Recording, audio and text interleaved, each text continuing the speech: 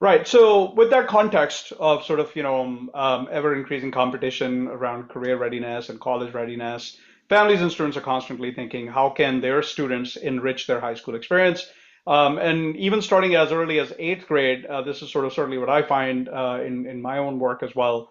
So that's kind of what prompted the Future of Higher Ed, which is the organization that Max and I represent today, to put together this talk. Originally we meant it to be amongst colleagues, but we really felt it was really an important sort of a discussion for parents to benefit from as well, which is why, of course, we're recording it. So with that said, we're going to go ahead and start with with a few introductions by all the panelists. So for the intros, just kind of like your name, institution, and whom you represent. And then we're going to go through each person's sort of program in a little bit more detail.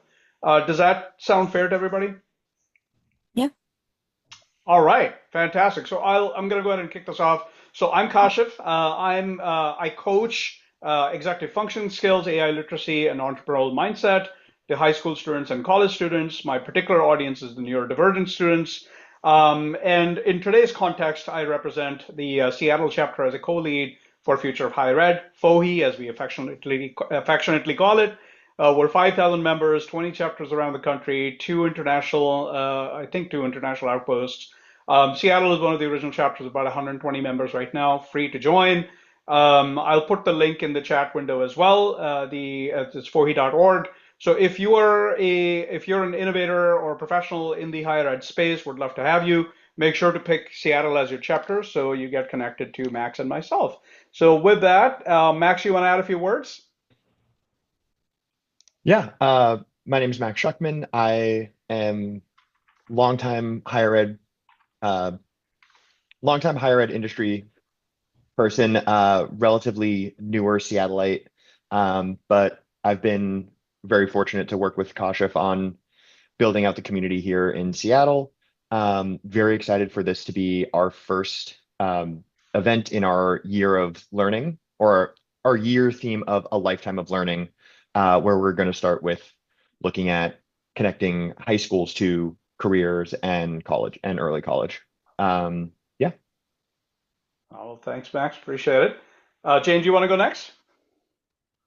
Sure.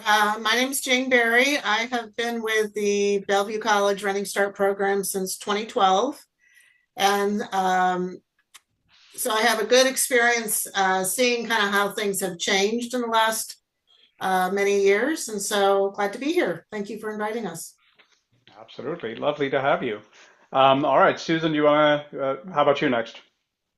Sure. I'm Susan Hampson. I'm the director of newly minted director just since April of college and the high school at Bellevue College. And but I've been in the program since 2014, and I've been at the college roughly since 1989. So I've been in higher ed for a while. Phenomenal. And Kari, how about yourself? Yeah, thanks for inviting me. I am Dr. Kari Schuh. I'm the director for WANIC Skill Center. WANIC stands for Washington Network for Innovative Careers, and we're one of 17 skill centers in the state. And my skill center covers Northeast King County, so as far south as kind of the outskirts of Renton and as far north as Bothell, and then as far east as Snoqualmie, Duval, Carnation, and kind of the lake is our barrier between us in Seattle. I am now in my 25th year in education. So I started on Orcas Island as a special ed teacher, math teacher. I taught FEAST, farm education and sustainability for teens during the summer, and stumbled into career and technical education and loved it.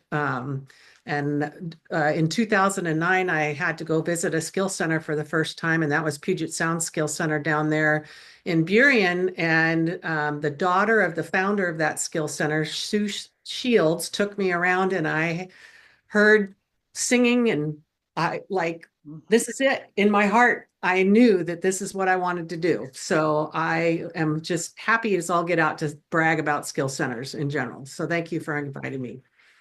Love it, love it. I'm a little biased about special ed. My two teams run through the special ed program. One of them attended, both of them did WANIC. One of them went through Running Start. So this is sort of my crowd. So I love this topic. I kind of geek out on it. And I hope that those who kind of tune in, and I see that some folks are joining in. I saw some parents kind of pop in and out. I saw a couple of educators. I hope you guys will enjoy this talk as well. Okay, so without further ado, let's kind of launch into our first set of questions. So it's pretty simple. So why don't we just sort of like in the same order? So maybe we'll start with Jane. Who's sort of the ideal client that you serve? So tell us a little bit about your program. So who's the ideal client, typical client that you serve? What is sort of what you think is a key benefit to them? What's the right time for them to reach out to you? So that's one of the things that I know that we as parents, we used to struggle with. That is it too early, too late, like that type of thing. So why don't we just start with that? Okay, well, there are parameters that the Running Start program has to adhere to. So it is for students who are enrolled in a public high school in the state of Washington who are considered juniors and seniors. So they did make changes. Summer term, students who are just finishing their 10th grade can begin in the summer and it's fall, winter, spring, and now they have added summer in the last year. So the average student, it's really up to them what suits their lifestyle best. Some students take all the classes at Bellevue College as opposed to at their high school. Some students still want to take a handful of classes at their high school, so they're kind of part-time and have to split between high school and college. But it is a student deciding that they're ready to come to college. So it is not high school classes on a college campus, it's just high school students. The students have to be mature enough. Once you enter post-secondary education, it doesn't matter your age. The law of FERPA protects the right of a college student once you're in post-secondary education. So about 5-6 years ago, I had a 10-year-old in the program. And I never had to talk to the parent. The parent drove him to school because he couldn't drive. But he was 10 years old, had written a couple books. I think he's working on his master's now. But he was considered a junior in his school district. And the student's primary goal is to finish high school credit. And it's up to each high school to tell the students, okay, if you need US history, if you need political science, what classes at Bellevue College will honor the school district that you're from. So there's not a statewide chart that everyone uses. And I feel it's ideal because some students kind of don't really know what they want to be doing, and they have the experience to be dabbling in different classes. They think they might want to go into business. They take some econ classes, realize it's not what they want to do. Maybe there's classes at the college that the school district doesn't offer, Arabic, Chinese, maybe certain math or science classes that aren't offered through the school district. So it's a unique situation for every student. You might have 3 siblings in the same household and they're all at different levels, and it could be a perfect fit for one and not so great for the other 2, and vice versa. So it is a family decision of, is a student mature enough to come, handle themselves as an adult, be their own self-advocate. Parents can't, ask instructors questions. They can't even, they're not supposed to be applying as a student. So the student has to be able to be their own self-advocate. But it's a great experience. If they know what they want to do, they can get out key classes out of the way that they might need if they know that they're going to go into computer programming, or they're undecided and they get to kind of take a variety of classes to decide. I think that there's a little bit of pressure on students to have to feel like what they want to be when they're 16. I mean, I'm 61. I don't know what I want to be when I grow up. So, I mean, I don't think that there should be as much pressure often as there is on, you're 16, you need to know what you want to be. And that's not really the reality for most students. So I think that kind of covered the gist of it, hopefully. Beautiful. And there are a couple of questions around sort of how we define sort of a credit and so on, and we'll come back to that because I want to make sure that everybody kind of gets to go about their program first. And you and I were exchanging notes about that earlier as well, into the dual enrollment versus dual credit. So we'll come back to that. So with that, let's go ahead and move to Susan, college and high school. You guys got some really good coverage in Seattle Times a few months ago too. Yeah, well, I'm kind of the opposite program as Jane. We're in fact in the same office area, and we often have students doing both college and the high school, where they stay and have a few classes at their high school, and then they come to the campus or via online, take college, from college teachers. But we're going through accreditation for our program now, and it has to be really stringently vetted out. The teachers have to meet the same requirements as our adjunct faculty. Their class has to have the same outcomes. Our program is open from ninth through 12th grade. Most ninth graders are possibly taking maybe pre-calculus, depending upon, where they're at in their math skills, and foreign language. And then we work with the district. So that's basically kind of our clientele is the district, and the students are clientele. And, I have one class out at Kentwood this year, one math class, but the Bellevue School District, we have probably close to 200 course sections: English, math, science, biology, chemistry, all that kind of stuff. And the biggest thing I tell students is make sure you're willing to work hard enough to get a grade you're going to be happy with, because once that grade goes on your transcript, the term is over, that starts your college transcript right there. You could start your college transcript at a freshman level, and that follows you everywhere. My credits from the 70s transferred when I got a grad certificate a couple years ago. So that's how long these credits follow you. And so that's good for, parents to know and everything. But basically it's just the opposite of, and but you have to be in that class, and you have to work with your counselor at the high school level to make sure when you're signing up for classes that you get into a class that is going to be offered. And most of the districts do have a notation in their course catalogs that this is being offered for such and such a college credit. Got it. Okay. So one key difference that I'm kind of picking up here is while Running Start is the student is going to a college, I guess the comfort of sort of college and high school is, well, as kind of the name says, you stay in your school that you're familiar with and so on and so forth, but Right. you're kicking off your college, and I think you said it really well. And I did not realize that you guys are going through your accreditation process right now, so that's phenomenal to hear that that's happening, and obviously all the best to you guys with that. And so let's turn over to Kari. You skipped Carolyn, so I thought for sure she was up next.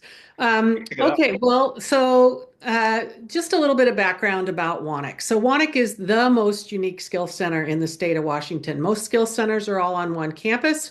We have several campuses that are spread out throughout the Northeast King County region. We have 22 different programs at 10 different sites.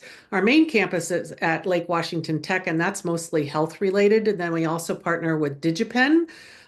So the DigiPen programs are, art and animation, music and sound design, game design, video game programming. And then we have auto and culinary and Cisco networking, sports medicine, Core Plus construction, Core Plus aerospace manufacturing is new this year, dental, medical, all kinds of stuff. So we serve 11th and 12th graders in 7 school districts. And we also, if there's room in the class, you can waiver in. You have to be a public school enrolled student. However, we do have plenty of homeschool students that they sign up through their local public school and they come to our programs that way.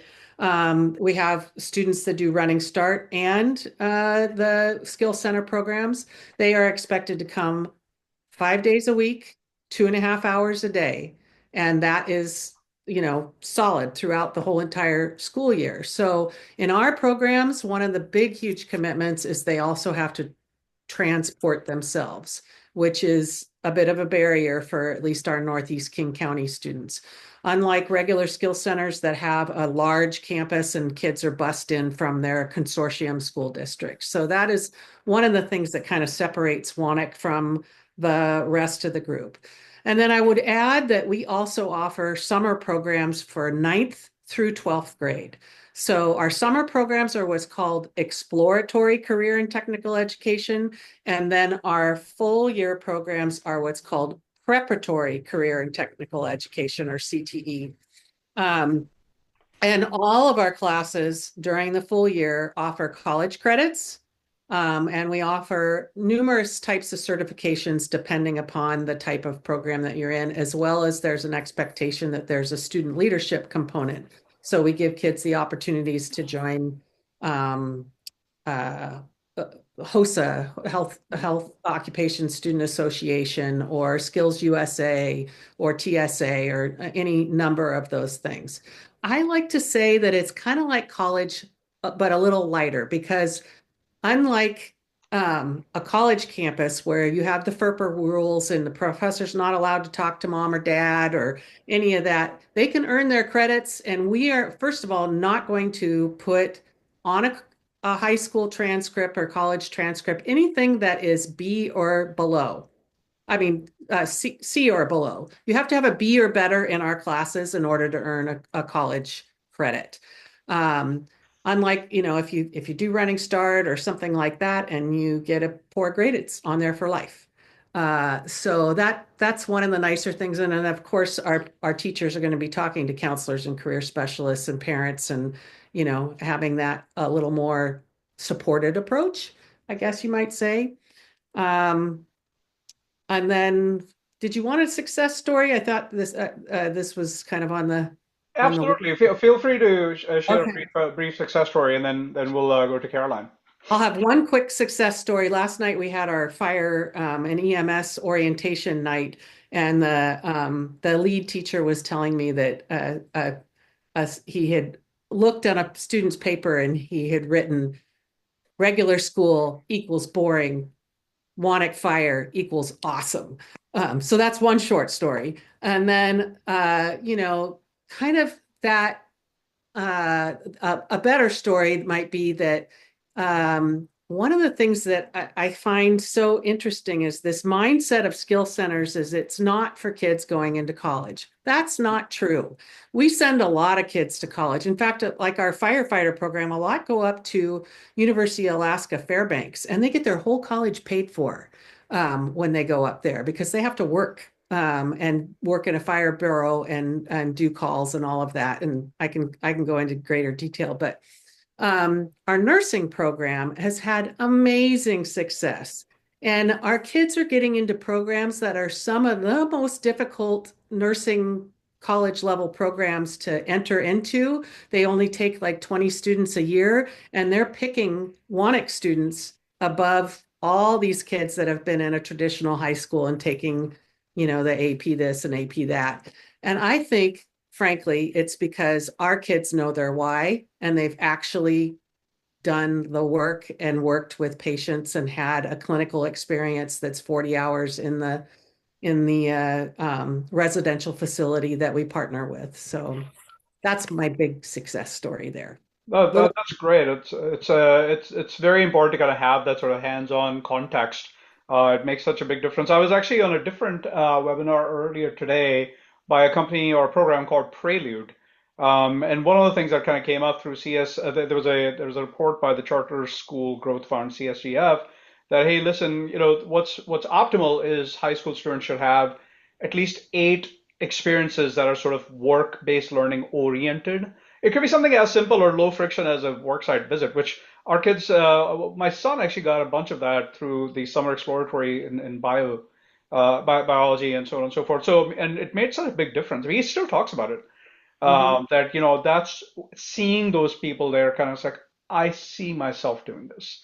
And that even just kind of that seeing is believing thing is amazing. So for a college and high school, how do you look at sort of like the partnership ecosystem? Like, are there particular colleges how do you select sort of who are the institutions in the quote program, if you will? Well, they kind of approach us to start get the ball rolling. For example, we started a partnership with Lindbergh High, one class a couple of years ago, and it's slowly grown over the last 2 years. And the principal is a real go-getter, and he wants to try to match some. He needs to make proposals to his district to get classes at his high school that he can possibly match up to a college, one of our college classes. For example, two-dimensional design and three-dimensional design, because they do offer that through the Renton district, but not quite to the extent that our class would be. So he wants to develop these classes so he can offer. And so he brought that to me. And right now I'm trying to work with the dean of that division to see if they're willing to make this partnership, because it involves finding a faculty coordinator who can review and approve the teachers, their credentials, because again, the teachers have to meet the same credentials as our adjunct faculty. And then the classes have to meet our outcomes. So basically it's kind of a partnership that we're going back and forth. And I mean, it started out really small, maybe with a couple of math classes and language classes. And then all of a sudden, English 101 took off, because that's one of your basic prerequisites in college. If you transfer to a university, a lot of the college and the high school classes are prerequisites for something else. Say a student's a junior or senior and they're not all that great in math, but they're in pre-calc. At least they do their pre-calc their junior senior year. They get those credits so they can go into math 151 or calculus. When they get into college, they don't have to do the back math.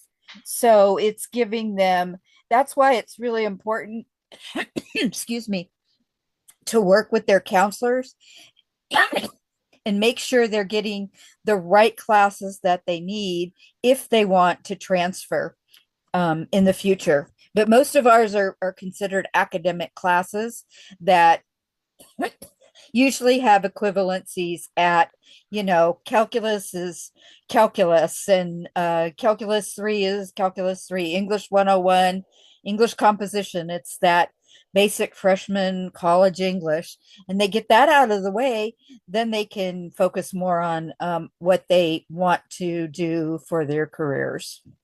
Yeah. Sorry. That's great. And one thing I just want to throw in there and keep me honest on this.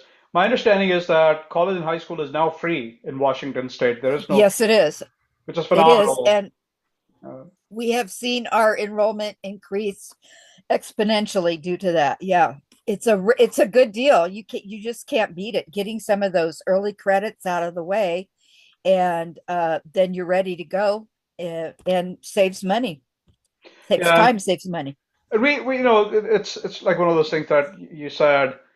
If I were to kind of like put my simplified hat on as a parent, for example, I'm kind of thinking, okay, so hey, listen, son or daughter, that, look, you can, I can see which one of you is comfortable to kind of enter more of a college experience and frankly kind of needs that.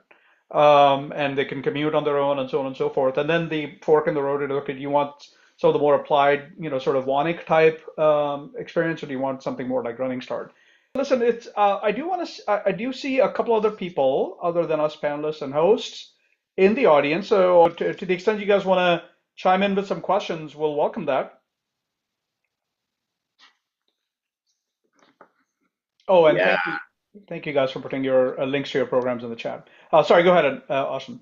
Oh, sorry. I'm in transit, y'all. I'm sorry. That's why I'm not on video, but I really appreciate you putting this together, and appreciate seeing this panel. Thanks so much. One of the questions I had that I'm very curious about, I also have children that have done Running Start, college in the classroom, the whole gamut. And it sounds like several of you have as well. I'm curious, sort of, what are the statistics around, number of students in Washington that participate and benefit from Running Start, as an example? I think what I heard was, yeah, I don't know the statewide numbers. There used to be, there should be a website you can find through OSPI that probably can do the numbers. For Bellevue College specifically, is our enrollment as of 4 o'clock was like 3,710 students, which is about 150 more than last year. And when I started, we had about 1,000 students back in 2012. So the Running Start program is just expanding dramatically as well. So Yeah, no, that's wonderful. It's such a great program. Okay, thank you, Jane. the other thing I kind of just wanted to interject too is it's not like these are independent from each other. A lot of this, we have students that come into Running Start and they have CTE credit, they have college and high school credit, and some of them may have had some WANIC credits as well. So it's not like you can only do one or the other. They're all dual credit programs, and so they can do what fits for them as well. So. Yeah, no, that makes sense. That sort of mix and match. There's, that makes sense. More of a portfolio approach. Austin, any other questions, or feel free to chime in whenever you'd like. Oh no, that's all I had, but I'm gonna keep listening. Sorry, I have to hop on the train too. Thanks, y'all. No worries, no worries. I appreciate you having you being with us. This is probably a good time as any, speaking of mix of different types of things, though we should talk a little bit about how should parents demystify what is dual enrollment, what is dual credit, and sort of like keeping things honest. So can you share a few words with parents if you're trying to simplify things for them, how should they make the decision, right, in terms of what's dual enrollment, what's dual credit, and so on and so forth? Well, just sometimes I think terminology may get misused, but dual credit, any one of our programs is considered dual credit. So you're getting high school credit and you are building college credit at the same time. Dual enrollment is really when you're enrolled in more than one higher education institution. So if you are attending attending Bellevue College and you're at Renton Technical, you are dual enrollment. So dual credit, all of ours are dual credit. Running Start is not necessarily a term used in any other state, but most states have, and maybe other states call it dual enrollment, but dual credit is typically offered in most states. They're just not necessarily going to be called Running Start or in particular for Running Start. So Got it. yeah. Yeah, no, for parents who get to listen to this talk afterwards, and I think one thing I just want to chime in on, for example, AP, IB, and those courses, you're trying to kind of show rigor on your student's transcript, or your student is trying to, show that rigor on their transcript. I will say this, as a parent, what I found is what was most important was what was gonna have the most well-being for my student, and like what was gonna like help them feel like they belong. And frankly, they felt so. Again, each student is different. One of ours went to Running Start. He wasn't really into the quote high school social experience. Many reasons for that. He's also neurodivergent, and so, but he got a lot out of what he needed was that maturity, that confidence, being around other people, and he thrives in that environment, right? And so it worked out really nicely. But I can see other students who are basically saying, "Hey, listen, yeah, but I kind of value my high school experience. So I do want to stay here," and so on. I want to turn to, you mentioned, the technical education and so on. So let's turn to that. And Kari, so some of my questions are going to kind of come toward you. So there was some very interesting news over the last few days from Harvard funding vocational schools, and there's sort of like a whole movement around that, right? Hey, be more funding going toward vocational, and also, there was discussion about, hey, for example, welding jobs are in short supply for labor, and there are $70,000 salaries being offered to high school students now. At the same time, there was I believe there was a Harris poll that only about like 35% of Gen Z or high school students actually believe that that's a good path for them. What are your thoughts on that? How do I reconcile that? And like, who are the households to whom this conversation is particularly relevant? I have more thoughts on this as well, and more sort of nuanced questions, perhaps a bit provocative, but let me just kind of pause here and Kari, turn to you for perspective.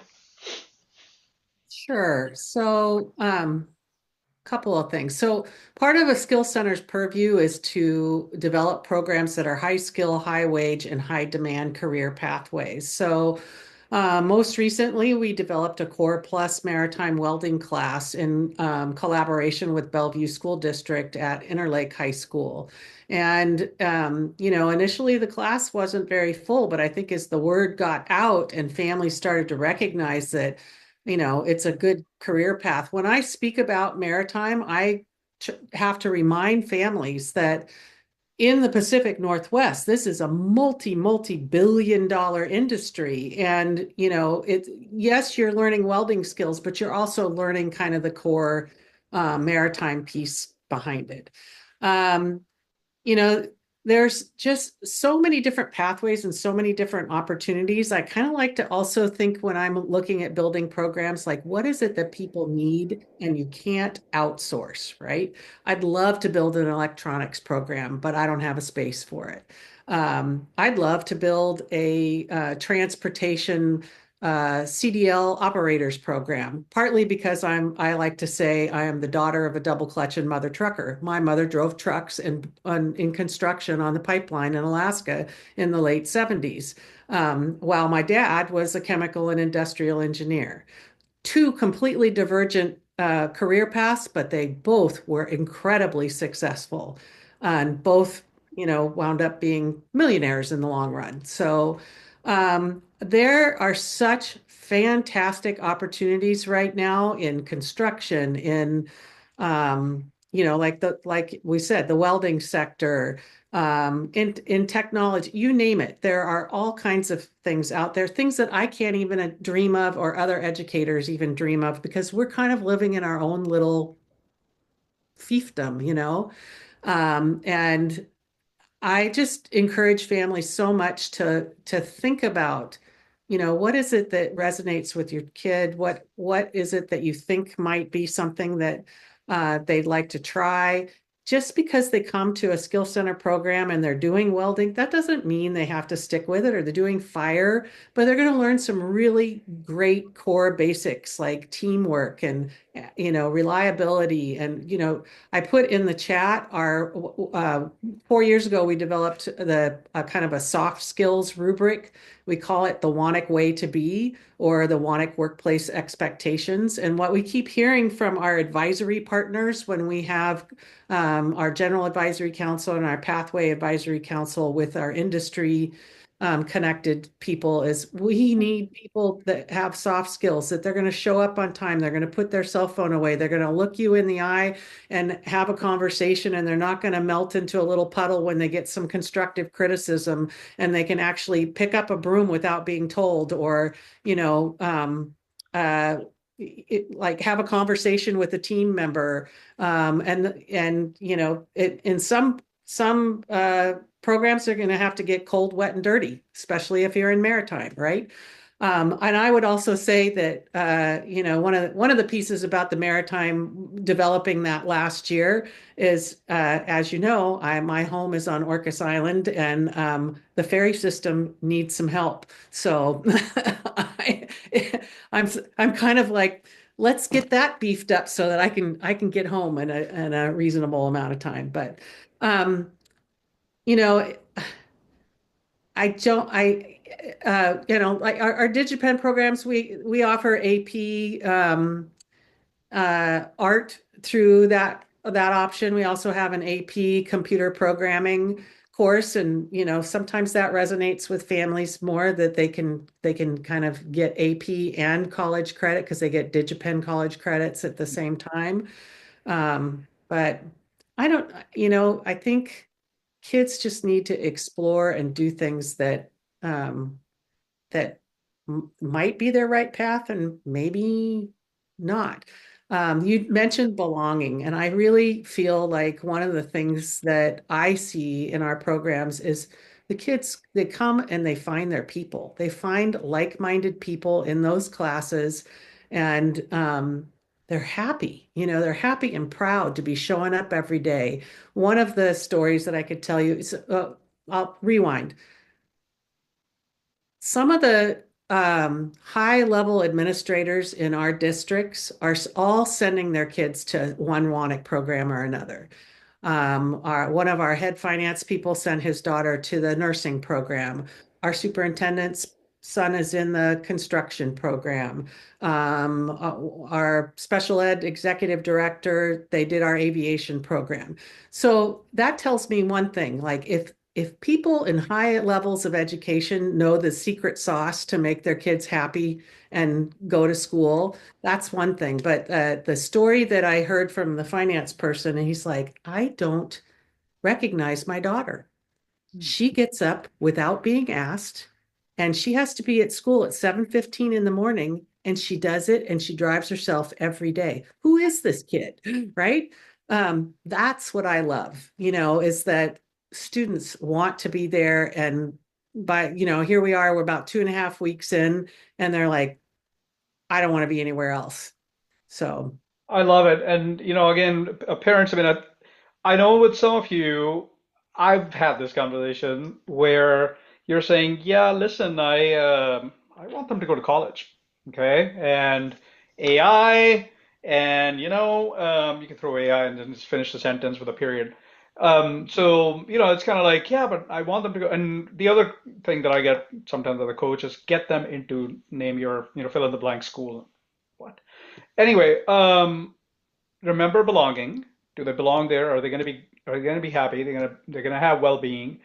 And I think one of the key takeaways, I was listening intently to Kari, is look at the enrichment that they're going to get just from a work-based learning perspective, right?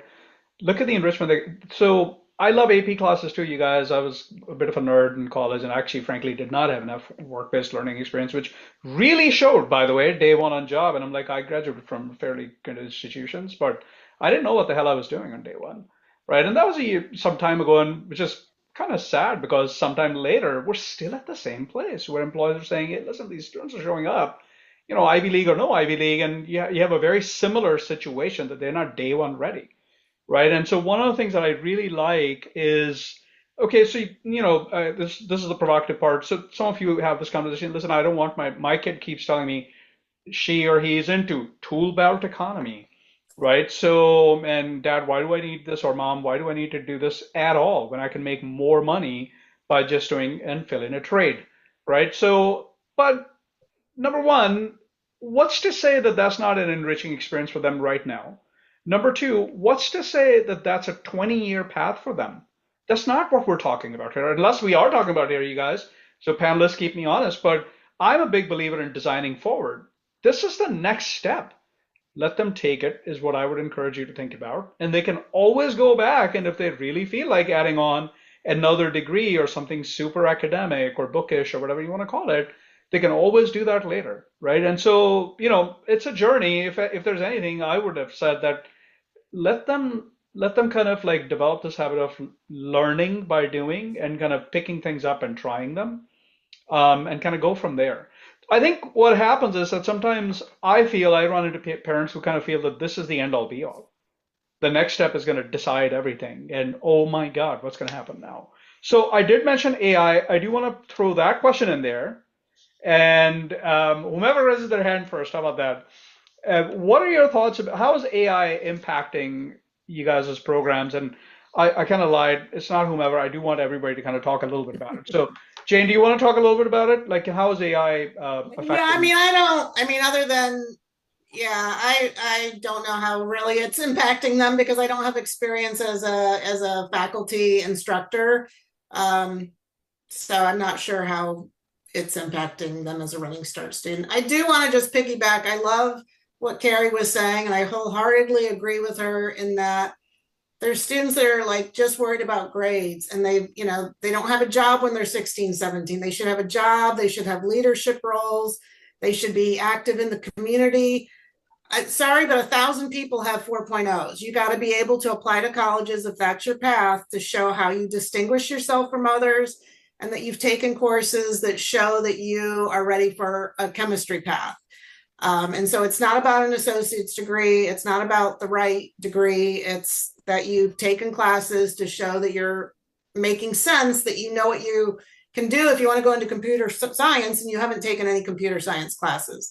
But I'll back off on the AI question because I don't have an answer to that. Fair enough. So then how about yourself? Like with the advent of AI, how's that sort of affecting sort of curriculum design or whatever you want to in the college and high school scenario? Well, I don't have direct experience, but 2 years ago, we're required to do professional development with our teachers every year. And 2 years ago, our topic was something like teaching in the age of AI. And I was just kind of reviewing some of the feedback we got on that from the teachers. And I can see this one piece of feedback. And he was talking specifically about Chat GPT as a tool for learning as opposed to a way to complete an assignment.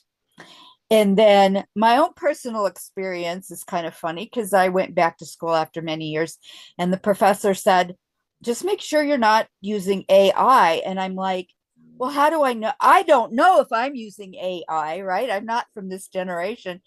And it all of a sudden dawned on me writing a Word document that it doesn't only check just grammar and spelling anymore, it writes sentences for you. And it's like, bingo, that's the AI. So I became very cognizant of that and just, you know, be able to work with the teachers that we're working with in the high schools and say, hey, it's a tool. It's like anything else. The web is the tool. All these wonderful things are tools, and yeah, students should use them. And a part of, I think, I'm not sure who mentioned, but those other skills like critical thinking and just learning those other skills that you need to get through, and using AI is going to be one of those skills, and researching and making sure that you're not just picking the first thing that AI tells you, because sometimes it's not right. It's just not. So anyway, that's my take on AI.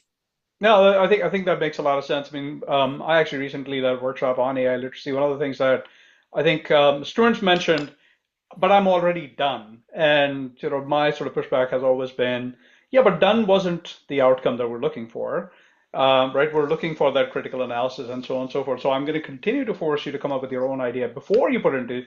I do want you to put it into the ChatGPT or Claude or Gamma or whatever, but how about you take a stab at it first, right? And so that's the other thing.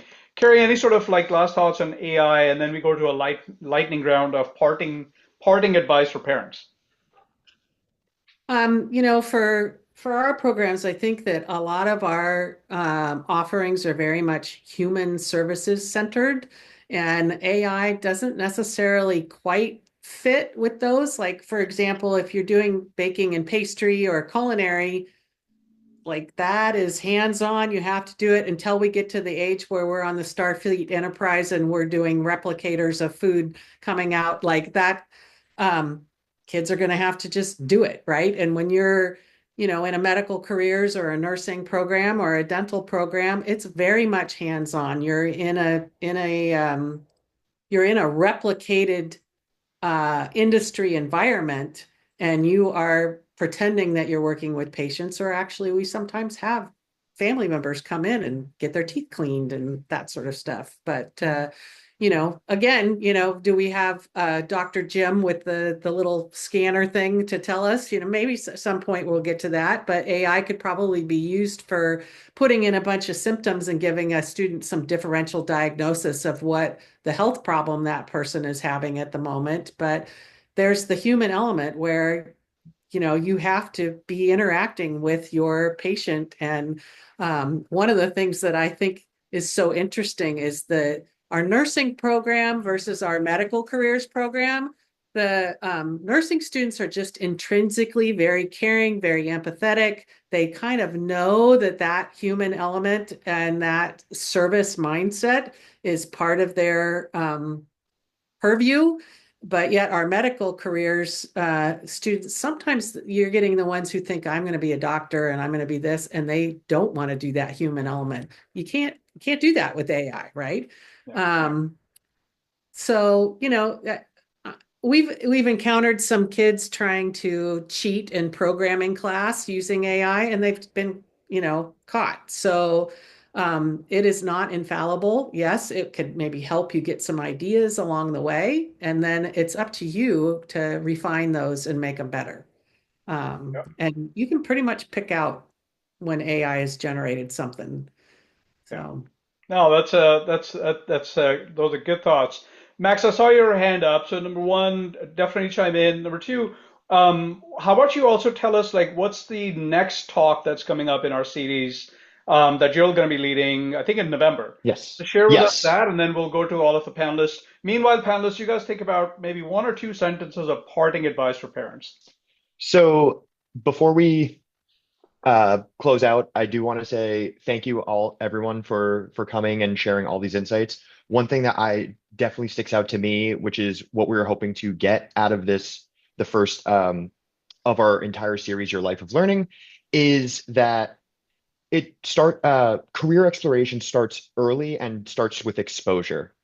Through all of these programs, and while they are different forms of the same goal of to get students thinking about their future, but also to find where the students, I'm sorry, I forgot who said it, but talking about belonging. I think it was Kari talked about the students who find their people, find their belonging, whether that's in a technical track, whether that's in early college and going to the college campus and taking classes at Bellevue College, Seattle colleges, or taking high school college level work in high school. It gets the students exposed from as early as, a freshman is what, 13, 14 years old. But thinking about, okay, how can I apply this education to my future? And whether it's careers, whether it's, I think the topic of being well-rounded individuals, well-rounded students, and well-rounded humans. I wish I was handier. I wish I had taken like a construction class or something in high school, but I took home ec in middle school and high school, and I found out I really like to bake and cook. Which not my career, but it's a hobby. Yes, so going on to that theme, kind of looking at the next stage of career readiness and tying education to workforce and careers, we're going to, on November 6th at 5:30, we're going to be talking with three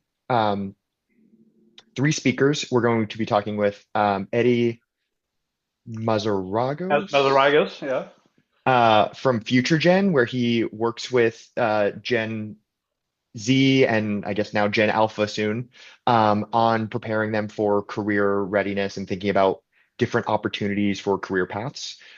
Steve Henn from Ripen, which is an organization that focuses on work-based, project-based learning at the undergraduate level.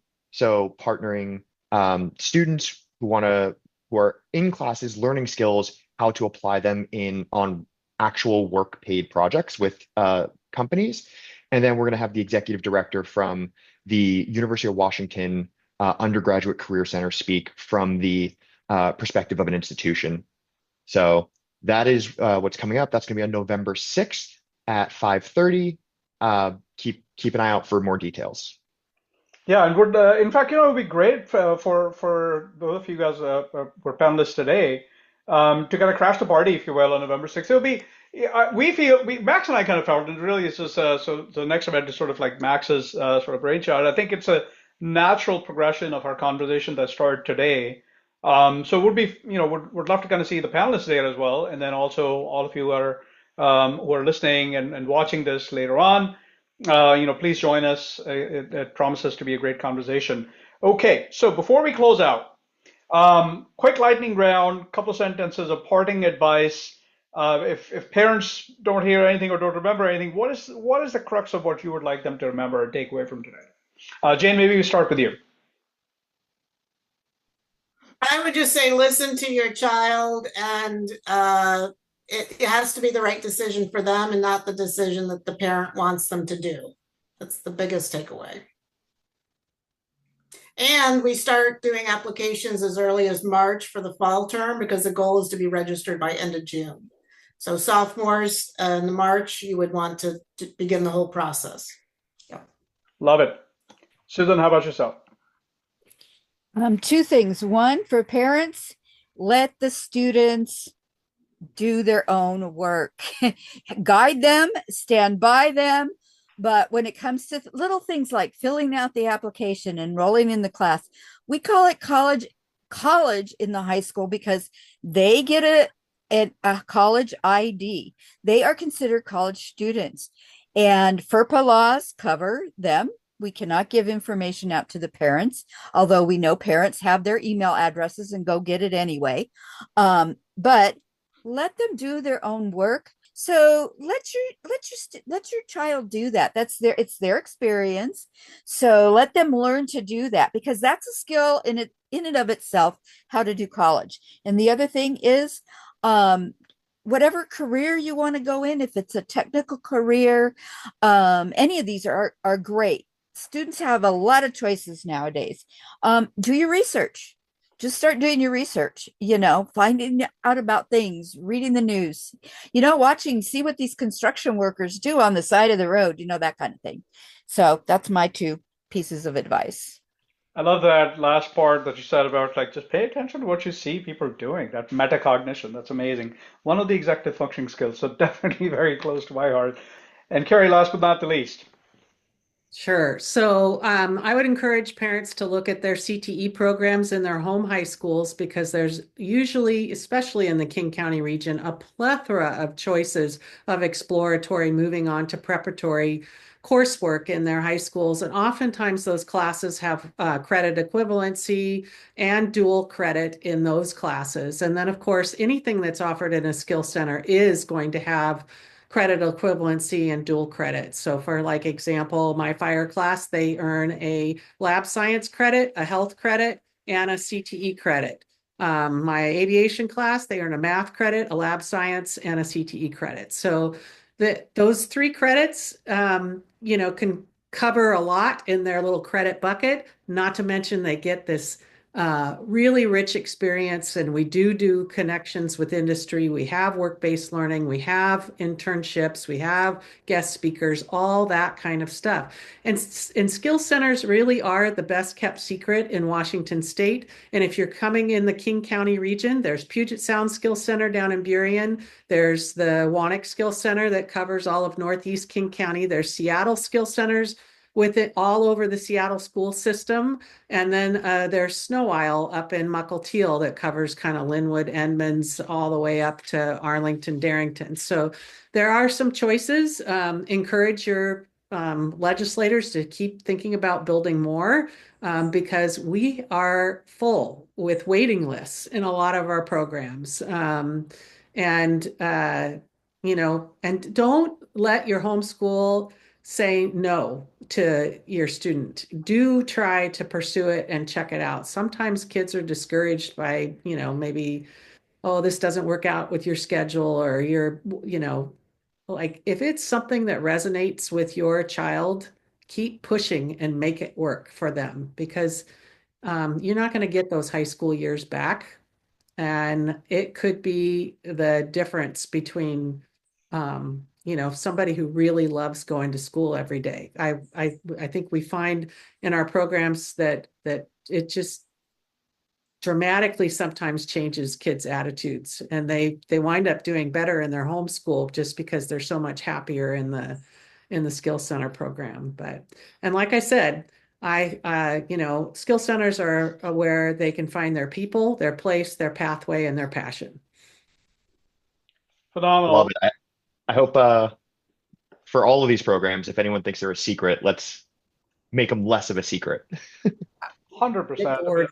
100%. Max, I think you're so right. And just to, I think just to kind of wrap it up, I guess, as a coach, as an educator, but as a parent, for those who are listening, like really just as one of you as parents, we went through all of these programs, and I'm telling you right now, like the number of parents I run into who still think in terms of just more courses, just more AP, just more IB.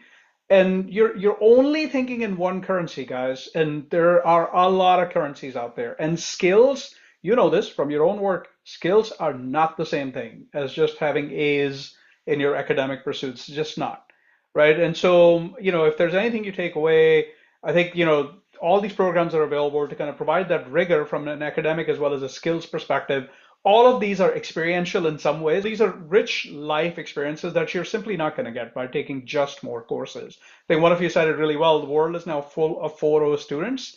And so this is a game changer. It really is. And in college, there are still pathways available, but they're not going to be as easy to land, right, as it is in high school. And there are these wonderful programs. We hope that you found the talk, everybody who's listening. We hope you find this enriching. We hope you check out all these programs. Reach out to folks with questions. Reach out to FOHE, myself and Max with questions if you have. Would love to kind of keep the dialogue going.